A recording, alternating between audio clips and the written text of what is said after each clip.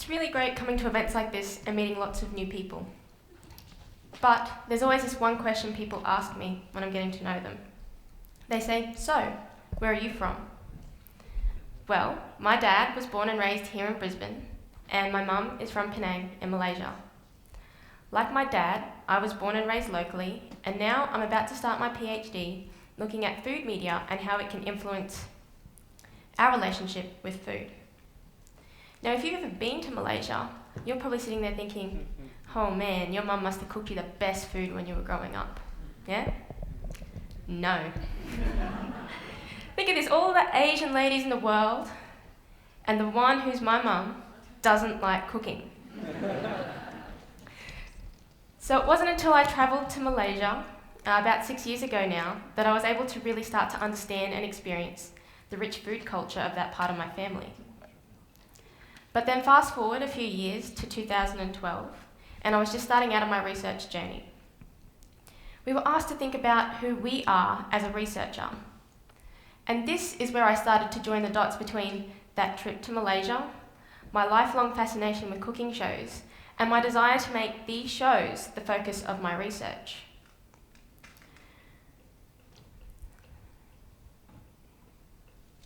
My theory is that my love of cooking shows must be a form of compensation for the fact that my food-crazed family I grew up so far away from my food-crazed family. So visiting them was a massive culture shock for me. You know, we'd sit down to one meal, and they'd already be talking about what they want to eat at the next one. And we could go out to hawker food courts like this at midnight, and the place would still be packed. But what could you get at midnight in Australia? A cheeseburger? A kebab?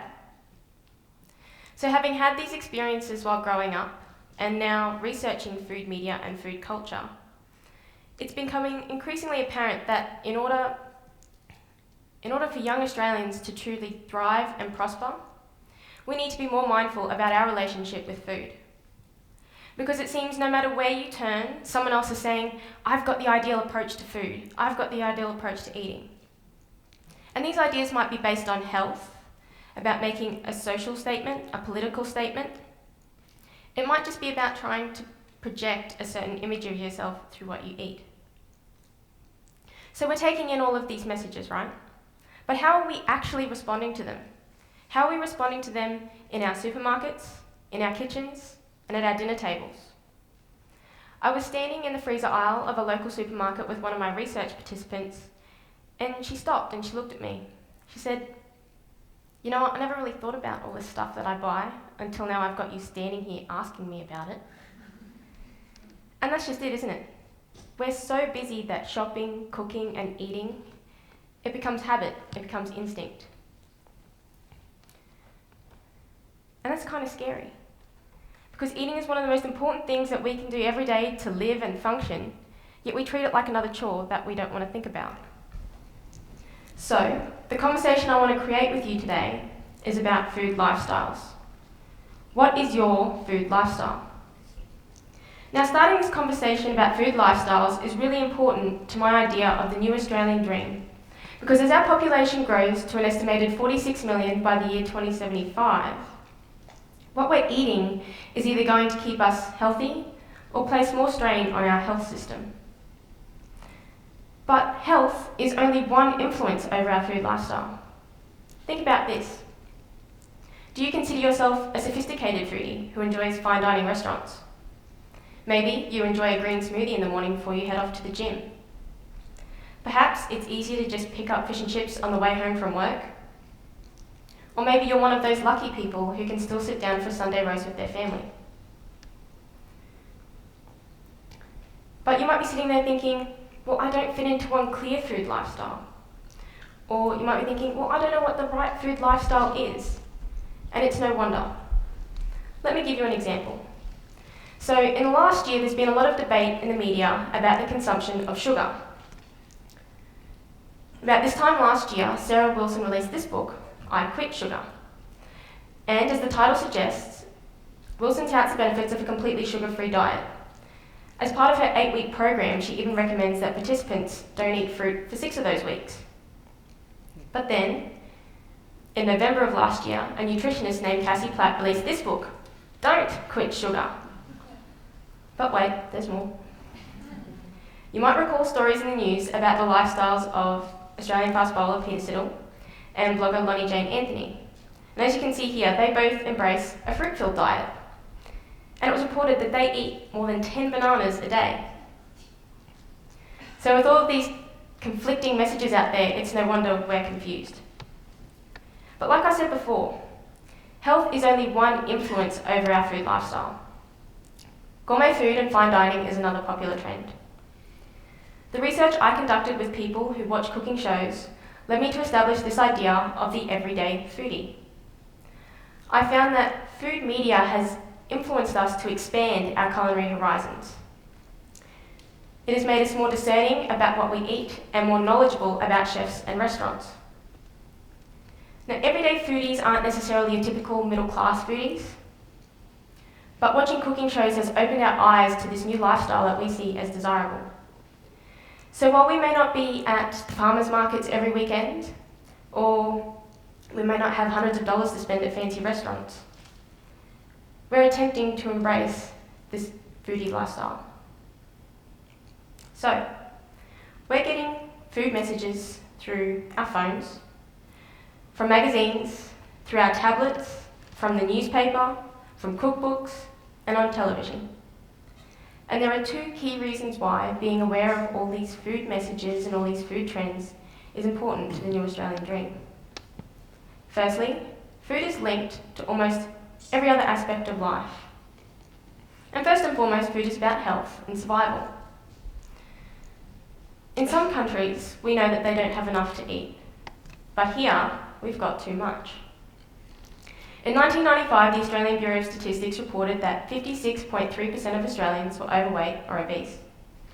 A little over 15 years later, that figure reached 63.4%. But then, if you want to start talking about the causes of obesity, that tends to lead to a discussion about socioeconomic status and class.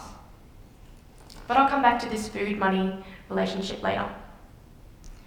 As I discussed earlier, my time in Penang opened my eyes to the fact that food is so strongly linked with culture.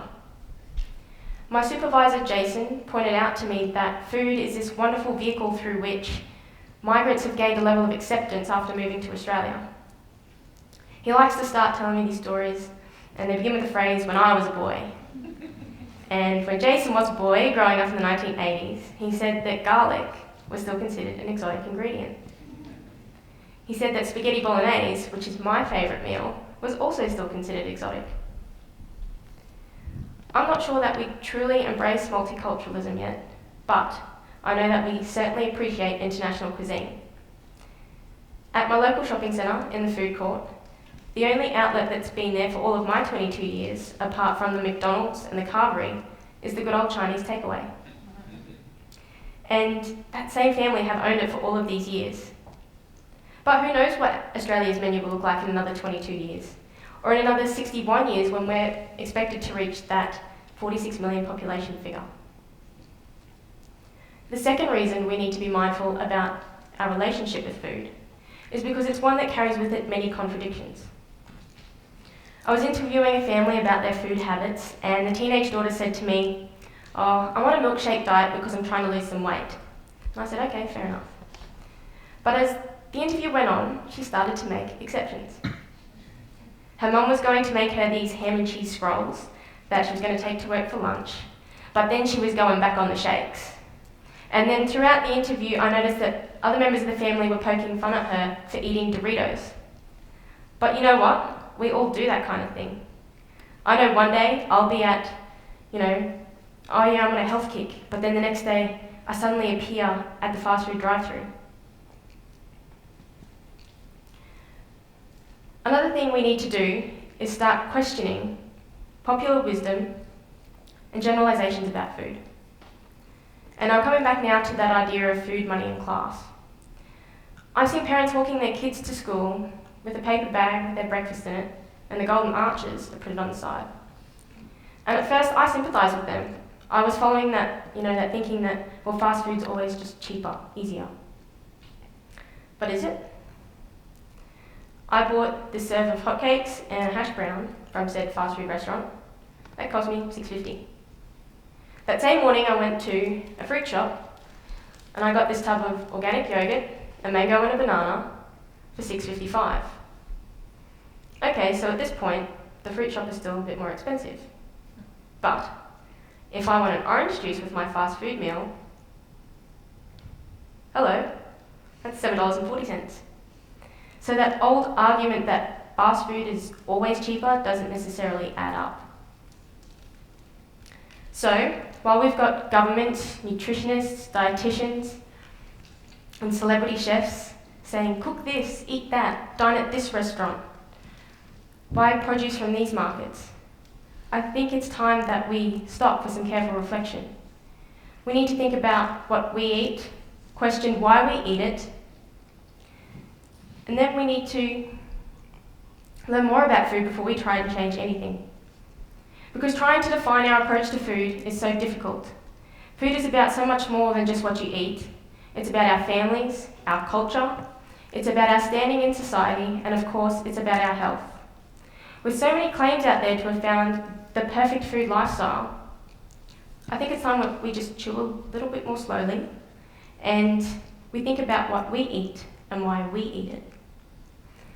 Now, as a researcher, I don't necessarily create in the same way that some of our other speakers do, but what I want to create with you today is the beginning of a conversation, a really important conversation about our nation's food culture.